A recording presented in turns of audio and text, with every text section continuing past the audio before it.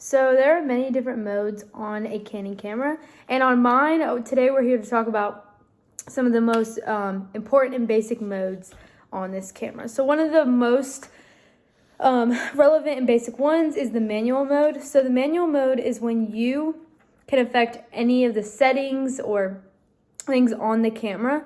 So I could change if I wanted flash or not. I could change the aperture, the ISO, the shutter speed. I could affect all of that on manual mode. Then the next mode is automatic mode. Automatic mode is when all of that is done for you. So the camera does it for you based on your lighting or whatever is in whatever you're trying to capture with your camera. Another mode that's very important and relevant is the portrait mode. So portrait mode is when you're trying to capture a person, and that's when the person is the focal point and everything else is blurred around it. And so that would be considered portrait mode, and that's when you would use that mode.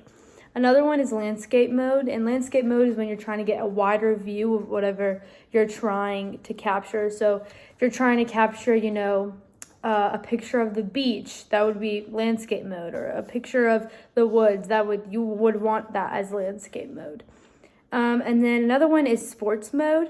So sports mode is when you're trying to capture, the people doing the sport, and that's when the lens would be they would be taking the picture faster and faster because you're trying to get the movement of, the sport happening, the ball or the person running. So that's when you would use sport mode.